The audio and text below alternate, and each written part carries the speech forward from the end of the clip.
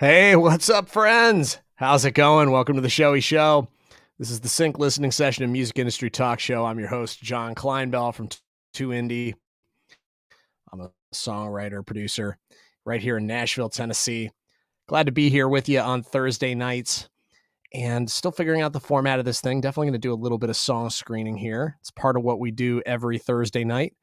And as this thing evolves, one thing that I definitely want to do is dive in some more with guests. I don't know if we're going to have any guests tonight, but I also want to really dig in because there's so much music industry news that's happening right now that I would love to have the opportunity to just go over with you all. So going to be definitely spending a little bit of time on that tonight. I don't know how long the stream is going to go for tonight. It might be a shorter stream because it's been a very long and interesting week. My voice is actually kind of cashed out and I'm just getting started here. So just a heads up, might not be the longest stream, but let's see. Hey, what's up, Anilda? Always love the comments. Always great to have friends here. And we'll definitely put you up in the spotlight if you have something to say. So don't hold back. We got friends on Facebook. We got friends on YouTube, Twitch, and Twitter. All right. So the Showy Show is going, and let's see. I'm going to start screening some music here in a few minutes, but first just want to talk about just kind of state of 2Indie, what we're up to. We finished our One Sheet Wonders challenge last week, and this week we've been talking all about Brand Slam, which is our branding accelerator, and we're very excited about this. We've never done anything like this before, so we are a music industry education company, and we also host an amazing licensing community, as well as it's a community of indie music entrepreneurs. But this week we've been talking about Brand Slam. I'm going to drop this into the chat here for anybody who doesn't know about Brand Slam yet. We're actually closing the card on it tonight. So if you're catching this and it isn't midnight yet and you feel inspired after checking it out, definitely jump in right away. We've got one of the best thought leaders in indie artist branding in the country, Jason Kramer, legendary KCRW DJ, is going to be joining us for a special branding masterclass. It's going to be part of Brand Slam. And there's still 5 spots available for that. So if you jump in now, you will claim your spot. What's up, Susie? Like the thumbs up there. Hope you're having a good night. It's good to be here with you. So yeah, the format of the show tonight is going to be a little bit of listening and a little bit of diving into music industry news, sharing with you all some of the stuff that's dropping into my inbox and giving you a little bit of insight and commentary from my own perspective as an indie producer and songwriter. Had hundreds of placements of my music, original music, film, TV, ads. Had some cool indie artist cuts.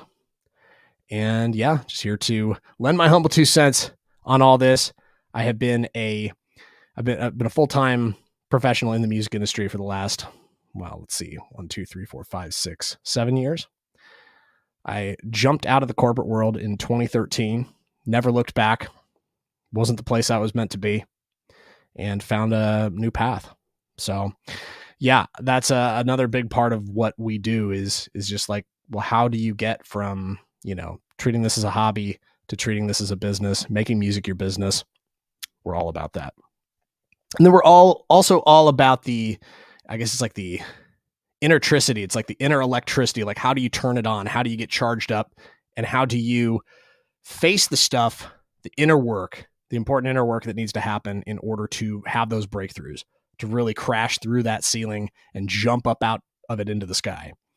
That's a big part of what we do here as well at 2Indie. And when I say we, I'm talking about me and my co-founder, Sonnet Simmons, who is not on these calls on Thursday night, but she does a listening session on Tuesdays in the afternoon. You can find out all the information about that, probably the same way you found out about this session, which is by going to 2indie.com/listening session. So I'm going to drop that right into the chat right now. Actually, do that because I have a ticker. So let's see. We'll grab the ticker. Here we go. Banners. Drop that down at the bottom of the screen. If you'd like to have your song screened, either tonight or possibly next week by Sonnet or myself. You can drop your song in, register with us. We'll send you the link. Drop your stuff in, and we'd be happy to give it a listen, give you our humble 2 cents on it. Okay, so I've got a few people here. This is awesome. Welcome to the call. And I think I'm just going to get started with some feedback. So one thing that's going to be very helpful for me, and I would so appreciate, is if you all could let me know if you can hear the song, because that's really important, obviously, if we're doing listening. So let's get this song queued up. First off, we're going to start off with Susan. Since I see you here, we're going to start off with you. It's a work in progress. And if there's anything that you'd like to say to set up the track, please just drop it in the chat while I get this ready. Feel free to drop it right into the comments. I know there's a little bit of a lag here with this, so I'm going to give it a couple seconds. But yeah, we're going to play the song. It looks like this song is called Anymore, and it looks like a work in progress, so not a finished track. I'm not sure if this is something that you're creating for Licensing Basecamp, which is our private community of independent artists, songwriters, and producers who are aiming to have their music in film and TV. And we give an assignment every month. Wrote it for the brief. So we have a agency partner that comes in every month with us and gives an opportunity for our students to submit their track. And these are for like active briefs where they're looking for certain things, or it could just be active needs where they know that they are going to need to pitch this kind of music in the near future for projects. So that's what's happening here. Awesome, Susie. I'm going to give it a listen. Here we go. All right, you let me know if you can hear this, please. Oh, I got to get this ready too. The workflow on this is so much different than Zoom, so I apologize. I'm going to try to make this as smooth as possible. Here we go.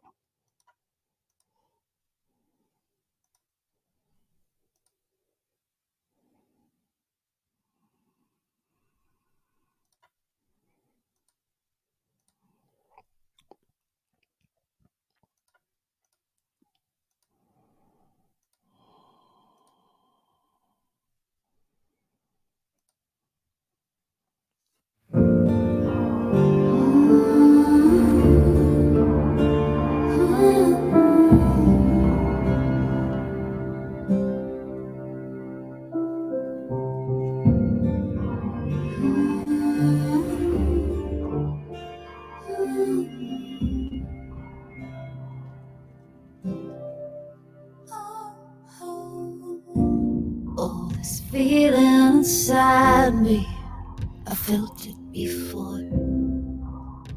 My heart's torn open, I'm cut to the core. You were everything to me, what I was living for. Now you're telling me that you need more. I thought I knew how love works, but what did I know?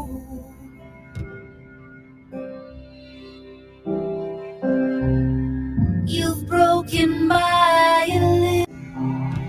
I thought I knew of me, that I am strong. I thought I knew how.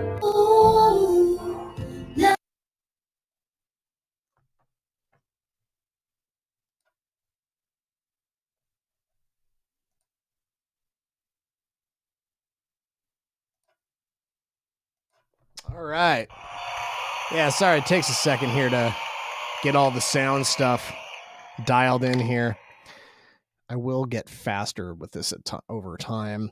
Hey, Jen, how's it going? Welcome to the show. So we just played that song by Susie Harmon. And yeah, beautiful song. Kind of gives me a little bit of, with some of the textural stuff, almost even reminds me of Wicked Game a little bit. That Chris Isaak song for some reason.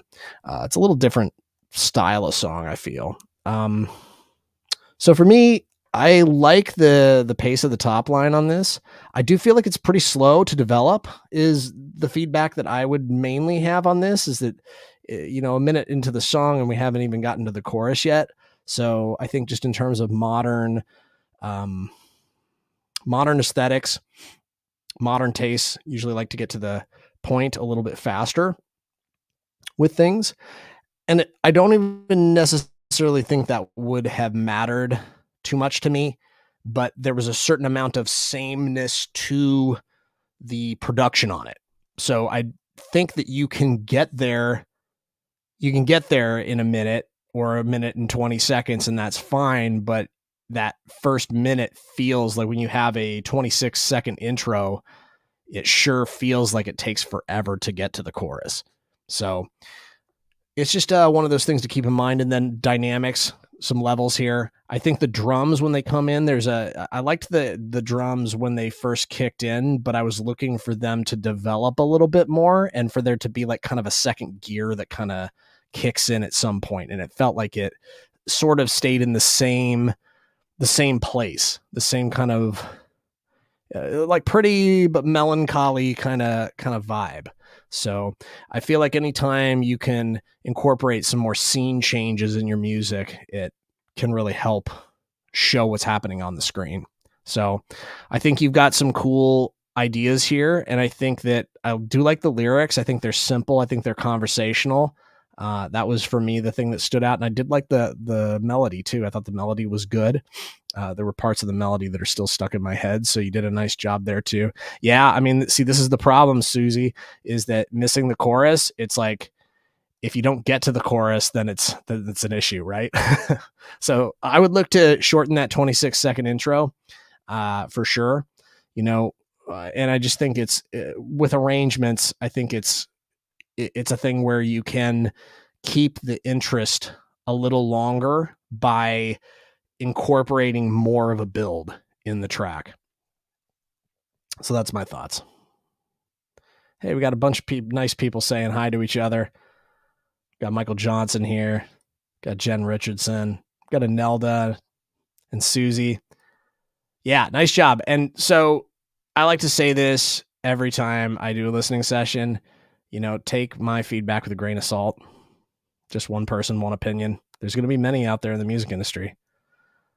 You show this song to like 10 different producers, you're probably going to get 10 different pieces of feedback on it. But I wouldn't recommend going and getting feedback from 10 people either. This is one thing that I used to do a lot of was ask like way too many people for feedback. And then you're trying to figure out, like, you feel like you're a mad scientist trying to figure out like, well, their feedback counters their feedback, but this person, I value their opinion a little bit more on this, but then, oh, they said this. And then you have to figure out, well, what am I going to implement? And it's best just to find, like, if you can find like 2 or 3 people whose opinions you respect and then get some feedback on that, then that's really all you need. I mean, honestly, more than anything, you got to love it. Hello. Aloha from Hawaii. Hi, Tia. Welcome. Welcome to the stream. I submitted one last week. Yeah, is this Morton?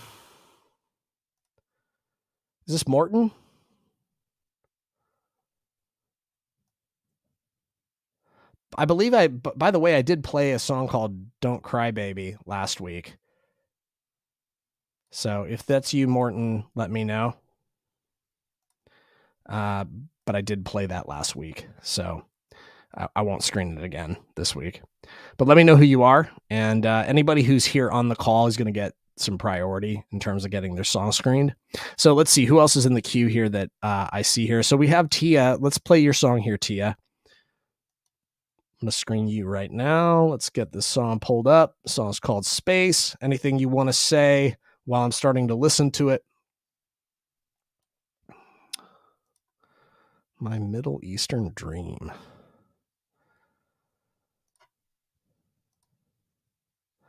I don't see a song in the queue by that title at all. So My Middle Eastern Dream.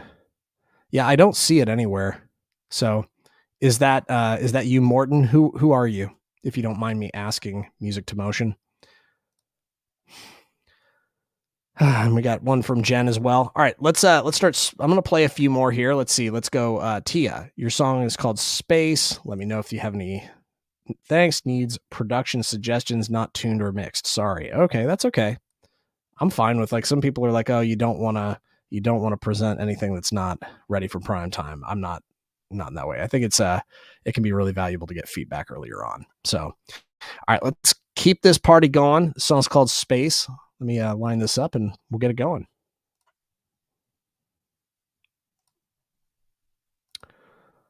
There's space. Gotcha. All right. Just mute my microphone. Here we go.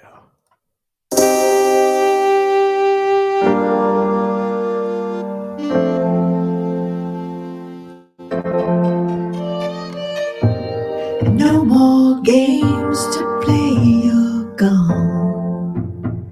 I'm spinning into outer space. I'm freezing out here on my own. It must be that I couldn't be someone who I cannot be.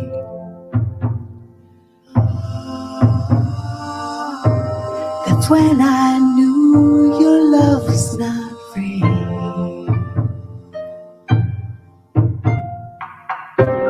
You picked a planet around a star. My telescope shows where you are, far from any space and time.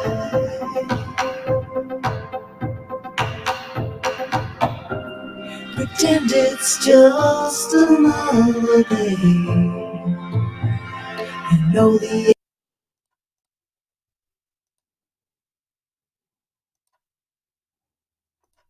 All right. Hey, nice job, Tia. Who produced this? Is this something that you've started up with? Let me know. Let me know who's producing this one. So yeah, my thoughts on this are that I feel that there's this song actually kind of reminds me of the last song that we played. So I wonder if you're both kind of aiming at the same reference, aiming at the same kind of vibe with this. There's definitely some similarities between this song and the song that I just previously screened. I feel that this one, so here's my constructive feedback on this, is that I feel that the drums get a little copy pasty. It's like that same drum. I think you can vibe these drums out a little bit more. They sound a little too clean. They sound a little bit too like you just grabbed them out of the drum, out of like Splice, or you grabbed them out of a library of some type and just dropped them in. So I would look to spice these up a little bit. You could do that not only by just like changing up the rhythm of it a little bit, but also just the way that you treat the drums. You could use a plugin like RC20 to give kind of a lo-fi kind of vibe to them, perhaps. The other things I would say is that the doubled vocal in this, you're definitely going to want to tighten it up, especially if you intend to have a doubled vocal throughout the entire song. Right now, I'm feeling that there's a lot of places where they're too loose and they're really flamming with each other. Like the beginnings and the ends, and sometimes even like the middle of words are kind of flamming with each other. And it's not feeling like one vocal performance. It's feeling like there's a couple of singers that are in a way competing with each other a little bit.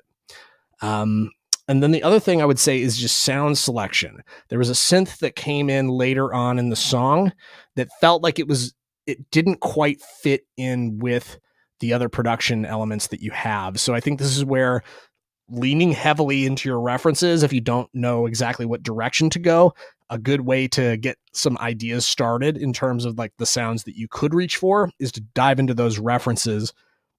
And then you'll come up with some cool ideas as to what kind of sounds might be good for a synth there, for like a plucky kind of thing, or some type of a lead synth, whatever sound you're looking for.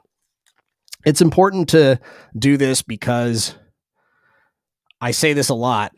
If you have an arrangement that doesn't have a ton of stuff going on, then the attention is going to be on each and every one of the few elements that's in your track. So in this case, there aren't a lot of things happening in the song in terms of like sheer number of tracks.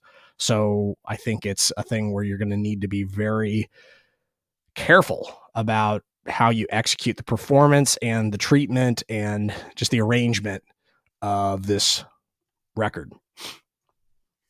So, but thanks for submitting that. Appreciate it. Yeah. Well, and this is and this is one thing I like to say too, is that trying to find a reference for it, it's usually better to have the references up front guiding the entire process, like helping inform. So this way you're not, and because believe me, I've been there before. It used to be a thing where, and sometimes I'll make a song where I don't have a particular reference in mind. But the thing is, if you get used to making songs with references in mind, then your thinking over time and your creative instincts over time start to align with what is just naturally cool and modern, is usually what happens. Because most of the time you're going to pick references that are cool and modern if that's what you're going for. If you're a retro act, you're going to pick retro songs and you're going to try to nail those vibes. But you know what I mean? It's better to have the references before you start writing and before you start producing, because that way you have a destination in mind with your song. All right, let's see. So I'm going to play. Thanks, Michael. I see that you dropped a song in. I will get to that. Thank you so much for that. And let's see. Let me see. Jen Richardson, Electric Chair. Okay. Yeah, let's play that next. Here we go. Hang on a sec. Jen Richardson. Let me just clean this up. I don't know what songs Cinder ended up spinning, but I have a feeling she spun quite a few of these. Hang on just a second here. Yeah, Cinder jumped in. It was really sweet of her to jump in and fill in for Sonnet the other day when Sonnet couldn't make it. She was at a retreat. All right, so let's keep going though. Jen, Electric Chair, not Final Master. Okay. Let's give it a spin.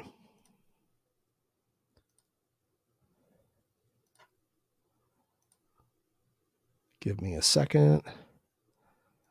I'm trying to build my speed up with this. I always get faster at it. It usually takes me a few songs to get quicker. Here we go. I need to pop this open again.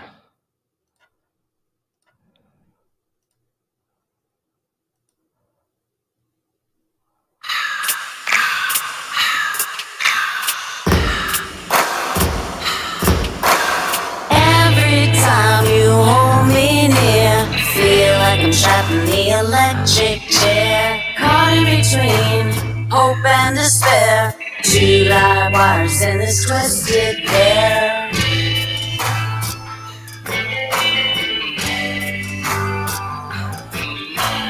Everywhere I see your face, chills down my spine and my heart starts to race. Find my wrist, baby, if you dare. You send me right to that electric chair. It surges through me, unwrapped in chains of love.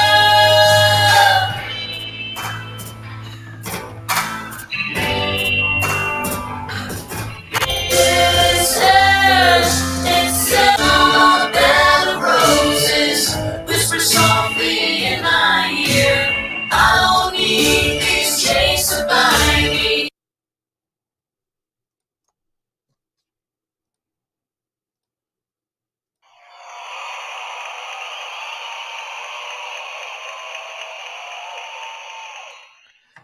We started this song a few years ago. Wonder if the arrangement and sections would work for sync.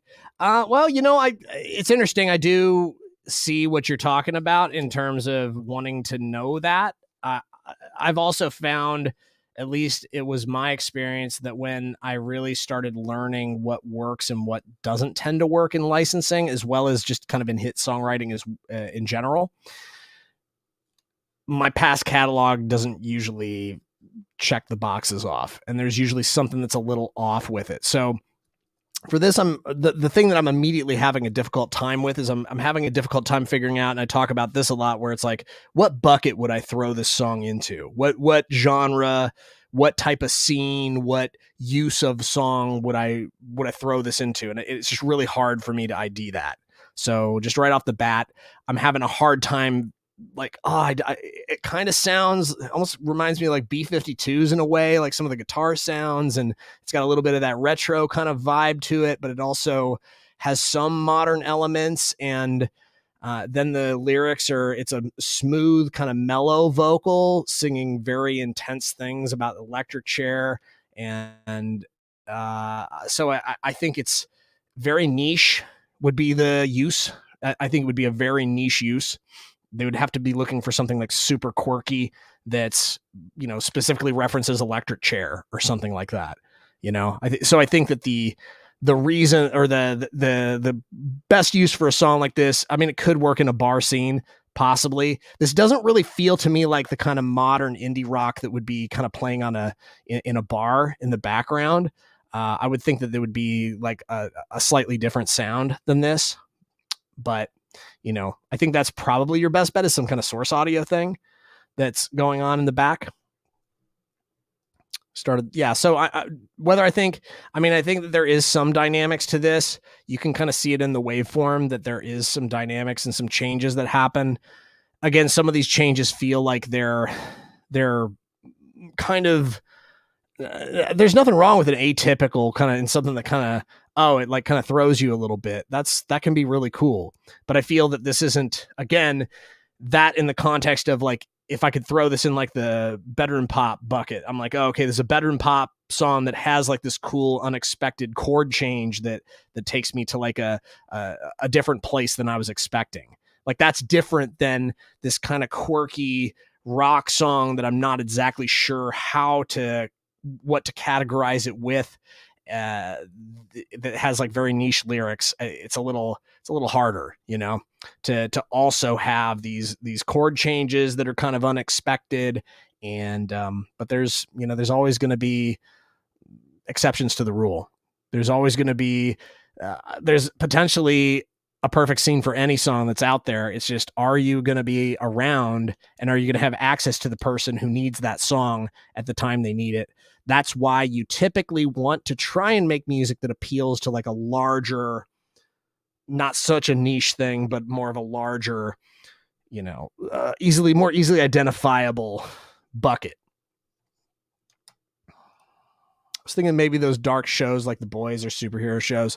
Sure. I think the thing that this song for me anyways is lacking is in the vocal performance. It feels like it needs more bite, more edge. It's a little too mellow in the way that that the vocalist is singing this. Is just my 2 cents on this. I think that if there was a different vocal performance on here, and maybe that the guitars were a little more amped up, it would probably have a better shot at something like that. Yeah, but that's just my 2 cents. Nice job. Thanks for submitting that. Appreciate it.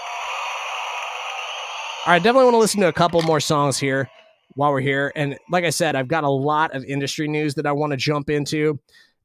I've been meaning to have a good, lengthy, extensive segment on that. And it's part of like what I want to be doing with this talk show is talking a lot about what's happening in the industry. So definitely going to listen to a couple more songs, but then I'm going to jump into that for a little bit. So let's see. Let's listen to your song, Michael Johnson. Then we'll finish things up with Anelda. We'll spin your song last. Let's see. Appreciate you, Jen. Thank you so much for. It takes courage to have your music screened in front of the streaming platforms like Twitch, YouTube, Facebook, all that stuff. Welcome everybody who's tuning in. If you're wondering what this is the 2 Indie Thursday night showy show. This is the listening session. We also talk about the music industry. I'm your host, John Clinebell. I'm the co-founder of 2 Indie. You can find out all about what we do for independent artists at 2indie.com. And Michael Johnson, we're going to spin your song right now. This looks like this is another track that was submitted for one of our licensing Basecamp briefs. I see some nice levels here in the waveform. So let's give it a listen here.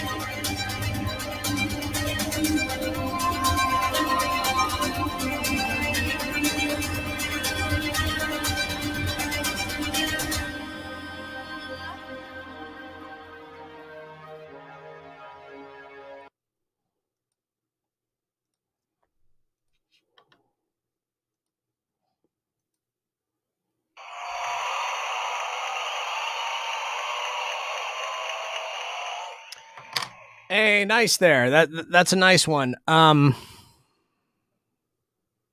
So yeah, my thoughts on this, Michael, are that I like the vocal on this. The vocal is very cool, and I like some of the production elements here on as well.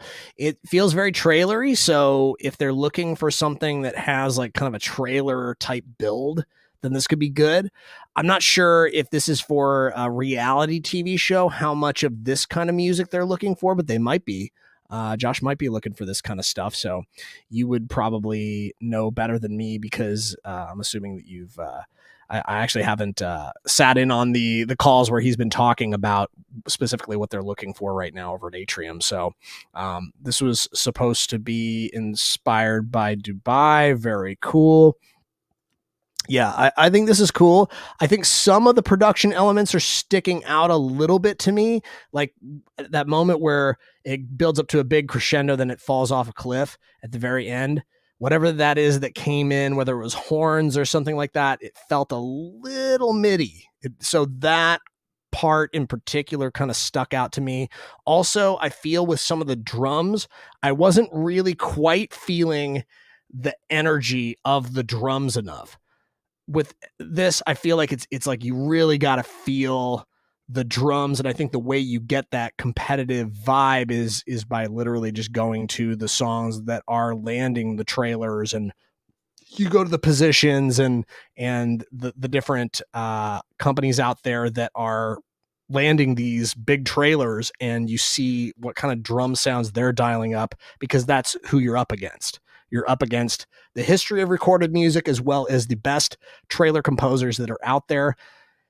Whether you're an indie composer or not, the bar quality, the expectation is pretty high. So I feel like there is some additional thrust and kind of like propulsion with the drums that I want to feel when this gets bigger.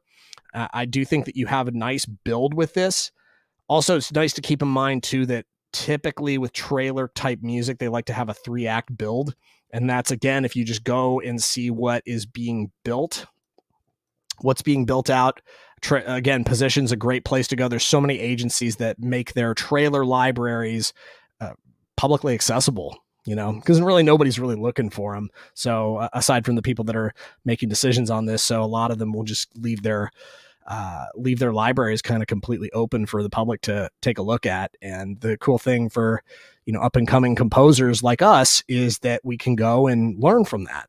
You can kind of see what the formula is and how it works, and then you can take that and use that to inform not only your builds but kind of the structure of what you're doing too. But I want to commend what's happening here. I think it's cool. It's got a great feels like it's from another country, which is your that's like definitely checking the box there. I definitely would have put it in. It's like I hear this song, I'm like, oh, this feels like it's a trailer, Middle Eastern kind of trailer. Could have been for something in Egypt, could have been for something in Iran, could have been for, I don't know. Hard for me to really like idea the specific place, but I feel like it's in that area that's in the Middle East. And yeah, definitely feel like you targeted it well. So good luck with that. Good luck getting it finished. I know for everybody in base camp, there's a deadline coming up this weekend. So good luck getting it finished. I like it so far. All right, let's see. I'm going to play one more song here, and then we're going to move on to some music industry news. Anelda, is there anything you would like to say in terms of just feedback you need, or all your work is just so good. I'm very excited to hear another one of your songs, but you just let me know if there's anything that you need specifically in terms of feedback. Let's see. Thanks for the feedback. It's for the October brief. Nod to Ghana. Awesome. It's with the producer getting vocal edit and some more production right now. Would love feedback on overall feel. Happy to oblige. Let's do this. All right. Here we go. I don't know if you could hear my cat was meowing there. Here we go.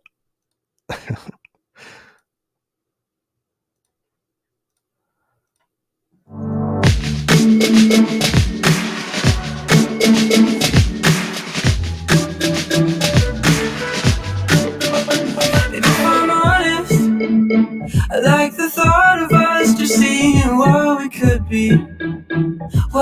could be. And if I'm honest, this could be a little scary, but I'm all in. Yeah, I'm all in.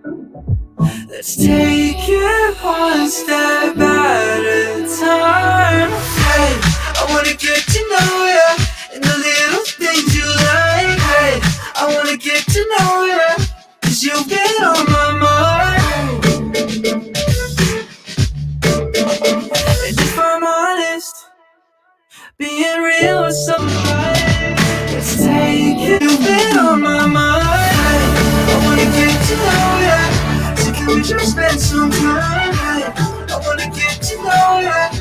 Give me your heart, I'll give it mine. Yeah, you've been on my mind. I just wanna get to know ya.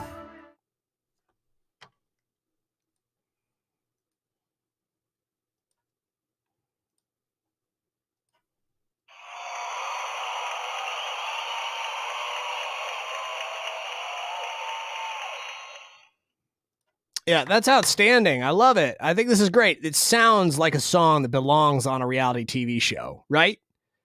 Now, for me, this doesn't scream Ghana. This feels like it kind of tropical, kind of feels, yeah, like it could be the Caribbean, could be some tropical situation. It doesn't really scream out African nation to me. So I believe that's Ghana's an African nation, right? I do have to say that. Let's see, am I correct with my geography here? Yeah, it's in Africa. Okay. Now, I mean, Ghana might be kind of influenced. It might have like kind of a tropical vibe there. So I'm not sure. I'm not sure exactly what the what Ghana's geography is like, or what the culture is, but it just doesn't feel like to me that that's where it's just not geographically where I would have ID'd this. But I feel like no matter what, I feel like this is a cool song that definitely has legs no matter what country. This could be like any country. It just sounds like a modern track to me. It sounds very cool, but I feel like it feels like more of like a island nation kind of thing. It's a little to do with the vocal too, because the vocal feels like it's like super youthful. I think it's a good vocal. I think there's a couple places where you tweak the tuning just a hair. Maybe it's like you got to stretch the note out just a little bit because it's cutting out just a hair faster than it should. And so it's just making those little adjustments, stretching out certain places. And then I'm curious if there's other vocals that are coming to kind of fill out the sound, because in some places it does start to feel a little bit to me like it gets a little 2D with the vocal. When you kind of want to be playing 5D with it, you want to be, having a lot of dimension to the vocal. The track definitely explodes out into a very cool, lush, big feel towards the end. And it'd be great if the vocal matched that in terms of, it as the track builds and as it like expands and then contracts, gets louder, goes quiet, the vocal kind of goes along with that ride and becomes more complex, then goes back more central focused and maybe a thinner sounding vocal, and then open back up to the big moments. But that's my thoughts on this. I think the lyrics are great on this. I feel like it's, again, for reality based TV shows, I feel like this is a perfect song in terms of the theme. I see that this has a lot of applicability, not just to a pitch that's for like an international love TV show, but this could work for, just anything that's happening in the US. It's on like a beach or something like that. I feel like or in the summer, doesn't matter if it's in the beach. But it probably those shows tend to center around tropical islands and stuff like that. So yeah, that's my thoughts on Elda. Yeah, they do incorporate some tropical elements. Interesting. Yeah. So, well, look at you. You did it. All right. You got a fan sending you a Facebook message already. So that's the cool thing too. It's a community. Our 2Indie community is very strong. And we all love to support each other as we're making music for ads, TV, film, and artist cuts too. There's a lot of ways that you can make a living in the music industry. Sync is definitely one of those things. It's one of those things that can give you an advantage over other artists that are just aiming for artist cuts, just aiming for their own releases and getting traction with those. It can be really a great way to diversify what it is you're doing. And you can also end up with some pretty cool paydays out of it too. And the thing that's really awesome too is that the folks that are invested in licensing and landing licensing, it's a very tight-knit community, and we all love to help each other and encourage each other. So yeah, and for anybody who's new, welcome. And I strongly encourage you, if you're tuning in, you're like, oh, I like this. This is fun. I strongly encourage you to jump in and get our boot camp. Sonnet Simmons is my co-founder of 2Indie. Well, she is the co-founder of 2Indie. She's not my co-founder. She's the co-founder of 2Indie along with me. And what we've done, this is what happens when I try to multitask here. It's like, because I'm talking about the boot camp.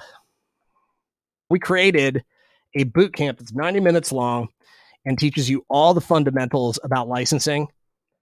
And it's really fun. We just recently re-recorded this. So it used to be just me talking for about an hour and a half. And now it's me and Sonnet bouncing off each other and having a really good time doing it. And we really go deep with this.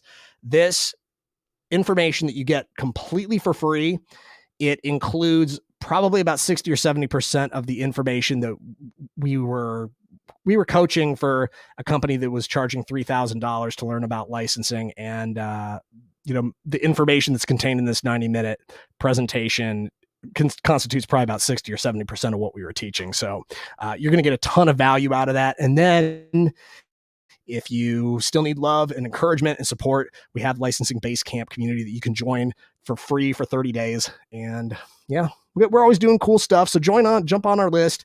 And we promise we don't spam you with a bunch of stuff. We're just, Sonnet and I are always trying to get wins for indies, and we're looking for new and innovative ways that we can do that. So we're always having a fun time doing it with you all. Thank you. Appreciate the props there, Anelda. Glad that you're in the community. You're such a talented contributor to this. So I'm really looking forward to seeing these songs land somewhere. Some songs you listen to them and you're just like, oh, I know this is going to go somewhere. Like I know that track's going to go somewhere.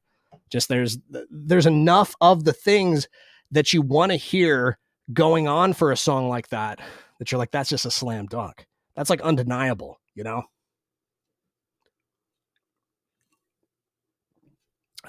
So, let me see my batteries. I'm checking my batteries right now.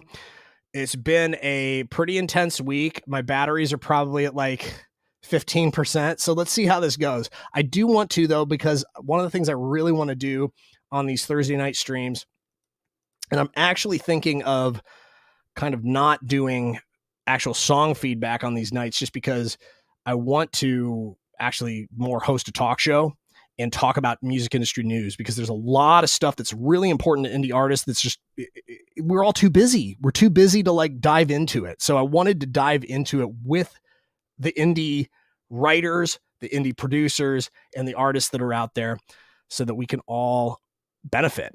We all profit from it. But I've got a lot of stuff that I want to see. Let's see if we can dive into some of this stuff. I'm going to do some screen sharing. I'm going to give you some opinions, and I'm going to maybe show you a couple of things that you didn't know yet. And I'm probably going to learn along with you, because most of this stuff I haven't had the chance to really screen through myself before pulling it up. So here's an event that dropped into my inbox that looks kind of interesting. So let's start with this. This is the thing too. I just want to let people know about some of the cool organizations that are doing things. This isn't a thing where like, I'm like, oh, register for this because we get like some kind of affiliate thing. It's like, no, this just kind of seemed interesting. It came into my box. So, and this is something that I think is really applicable to licensing, is leveling up your knowledge. So the California Copyright Conference, they host a monthly like webinar on different topics that are interesting. They did one on legal stuff last month. And this month it looks like it's actually going to be the beginning of November. They're going to do something about usage of music in video games. So this looks cool. Let's see. It says, with the rise of in-game concerts, in-game radio stations, video game live streaming and other phenomena. The way music is being used in video games is exciting and ever-changing. In this panel, a group of experts will discuss the various new ways music is being used in video games, how creators can increase their odds of gaining these new types of video game placements, and the various ways these modern deals are typically structured. So something I'm not super knowledgeable about myself because I've just, it's not been my wheelhouse. So it's gonna be something that's cool to check out. So we've got folks from somebody from BMI, we've got somebody from we've got a couple of moderators here, we've got some panelists, somebody from EA, and it looks like it's an hour long.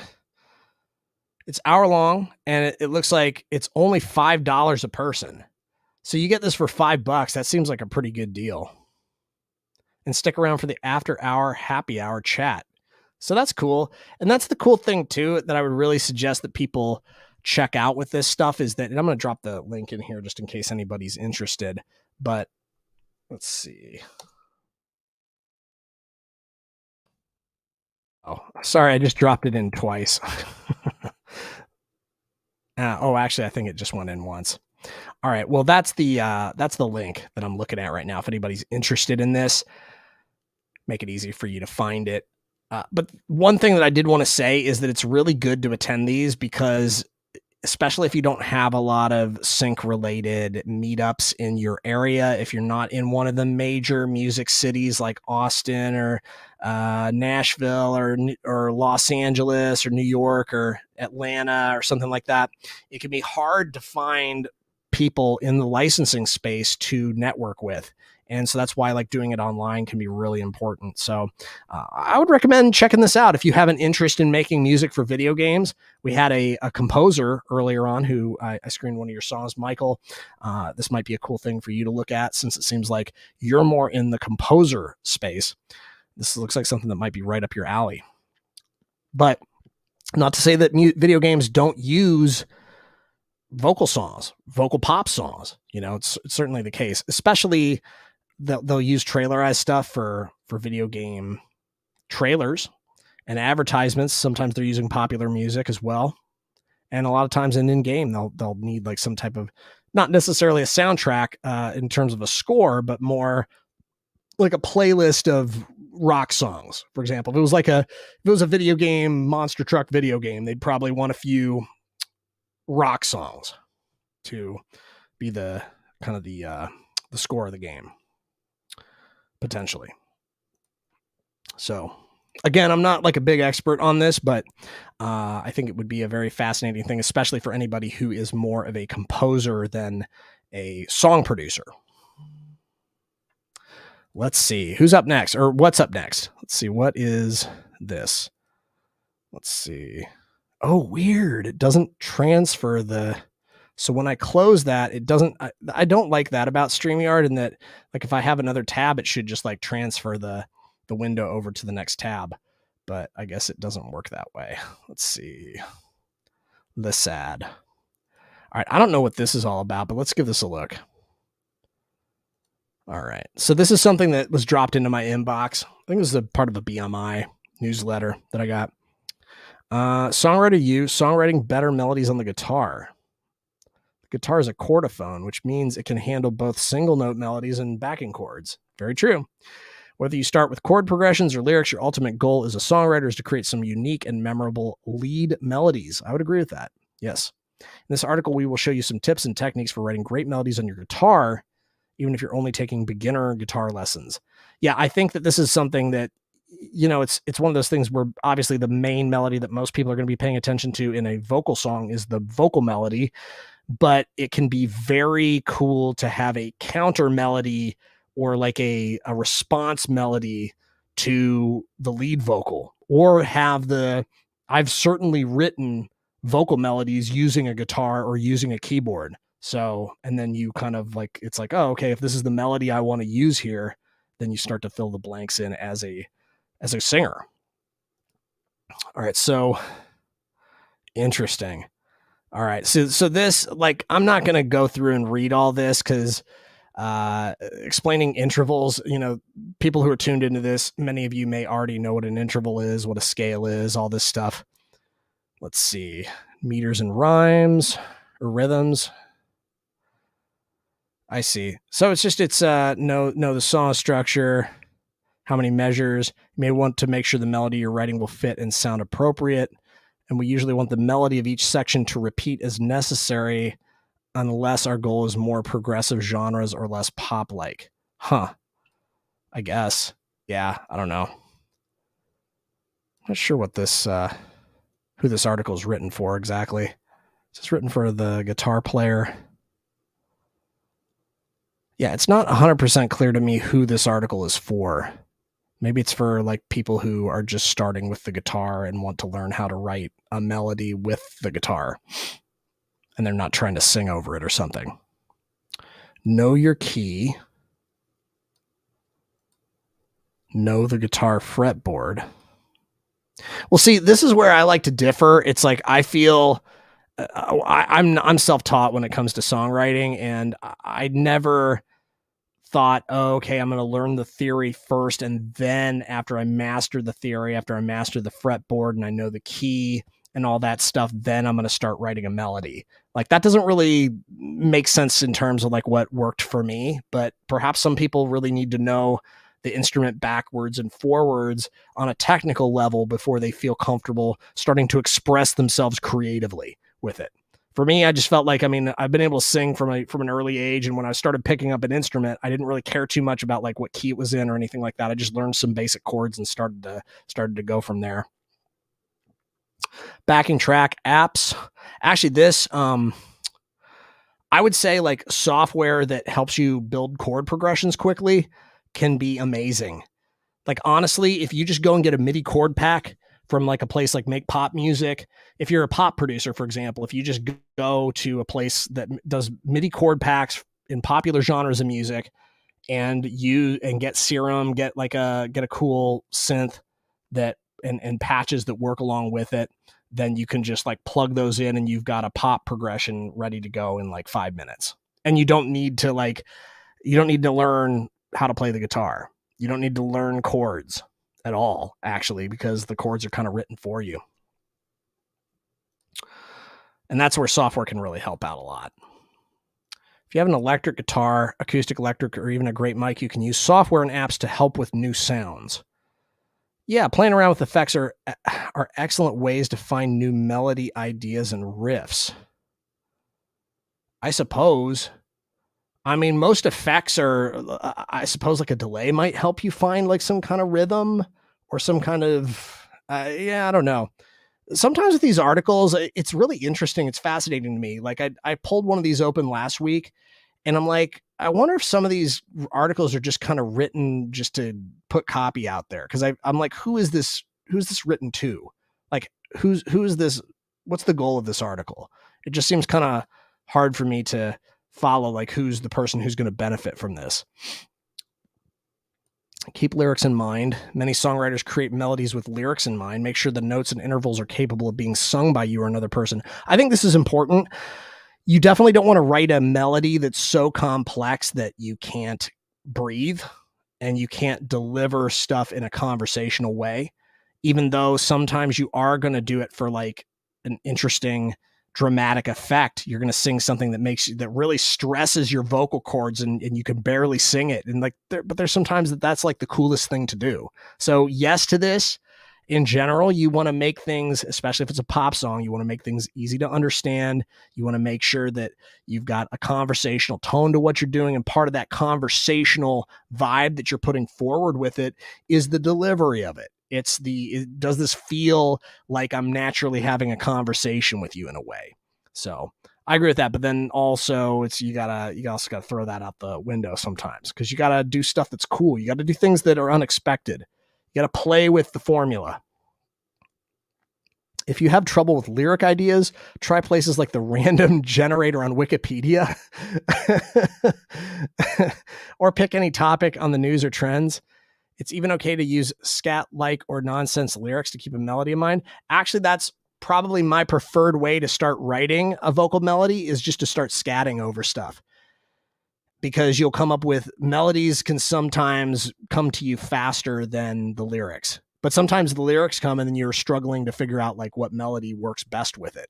and what words in the statement that you're trying to make are the most important words to emphasize in your phrase. So yeah, it's I feel like this is it's cool. It's always good to be sure to write it down and record the sample. I mean, there aren't too many people these days that start to pick up songwriting that really know about notation or any of that stuff. But I think lyric ideas, it's actually pretty easy to jot stuff down. But I always want to have Google Drive open. I want to have like a doc open so that I can always be typing stuff in as it's coming to me.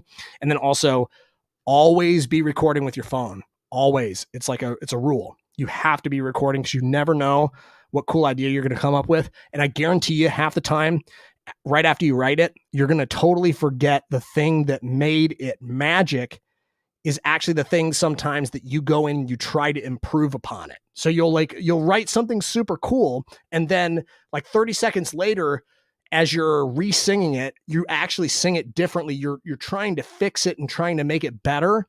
But I've had it happen so many times where some of the magic gets lost as you're trying to shape it and you're trying to make it cooler. You actually go back and replay it and you're like, wait, that first initial instinct that I had, there's something a little rawer to it. There's something that feels a little bit more in the moment, feels more spontaneous, feels more creative. And then what I've done since then is kind of polish it to try to make it feel a little slicker, a little cooler, but it actually just kind of killed the magic with it. So that's why you always want to be recording. And then you always want to occasionally restart that recording too, because it can get really annoying sitting there in a session trying to find, if you have a 15-minute record, or you have a 15-minute recording, then, you're scanning through trying to find that little 5-second clip of you singing that scatty thing that was really cool that you forgot. So that's why it's good to restart. And then I find this a helpful tip too, that when I'm writing, as I'm going along, when I've hit like a certain milestone, so say I write a verse, I finish writing the verse, the first thing I do, I stop the recording on my phone, restart the recording, and then sing the verse from beginning to end, then stop the recording. So I have the verse from beginning to end, and I don't have to go scanning through and looking for it. So it's a little bit of work with like your notes app, but it's totally worth it. All right.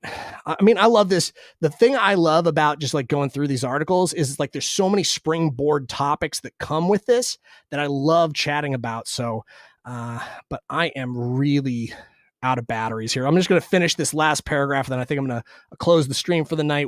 Thank you so much for jumping in here. Oh, wait, let's see. Sorry. I didn't realize you all have been dropping stuff in here. I love Captain Chords for helping to generate ideas for melodies. Thanks for the suggestion, Jen. Many musicians don't have theory or know the key. It's just their nature and what sounds right. That's always what worked for me. I grew up around bluegrass music and 3-part harmonies and all that stuff. I never knew how to technically sing a harmony, but I just have always known how to, it just always came naturally to me. So there's certain skills you pick up just by, it can be osmosis, but it can also be just the way that your experience, you might not necessarily grow up in a musical household, but you just practice and you don't really read a book, but it's just stuff that you learn to do, it's just stuff you learn to do over time. It's true. The first pass is sometimes the best one, but I also like the happy accidents when it's the next pass that yields the great idea. That can happen too, for sure. That's why you want to always be recording. And then Nanelda says, let's see, the young kids I write with are writing on their phones, and I'm so confused. The screen is so small though. Yeah, totally. Right. That's why I always have if you share on like Google Docs, then they can be editing it on their phone, and then you can have it like nice and big on your desktop. That's what I like to do. Hey, and Honogi, I don't know. I saw you earlier say that you wanted to drop a song in. So I don't know if you did, but I encourage you to do it. Next time, if you're on the stream, I'm here every Thursday night. So would love to see you again. And then the co-founder of 2Indie, Sonnet Simmons, she does an awesome listening session on Tuesdays. And if I don't spin your song, I'm sure she would love to spin your song too. So just let us know if you have any difficulties finding the information on how to do that. I'm just going to drop it in the chat here one more time for you so that you can kind of have this handy. And same goes to anybody out there would love to have the opportunity to give you some feedback on your music. You can do that by going to 2indie.com/listening session. But yeah, Oh, I did want to read this last paragraph because I like to finish what I start. At least we're going to finish through this article. Copy other songs, sort of. Besides active listening and ear training, which are two, you could write an article about each one of those things. That's the thing. The problem with these articles, it's like for somebody who's brand new, this is going to just go right over their head. Copying other songs is some of the best music advice out there. Some of the most famous songs in every genre were heavily inspired by past music.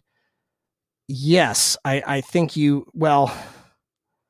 but many songwriters and musicians take other ideas and give them slight tweaks. I don't know about this. I have a opinion about this that you can do this. I mean, sometimes you are going to try to do like a close alt. What an alt is like an alternate. So you're trying to make a song that sounds very much like a popular song that's needed and is in high demand in terms of like whether it's a hit song or just something for sync.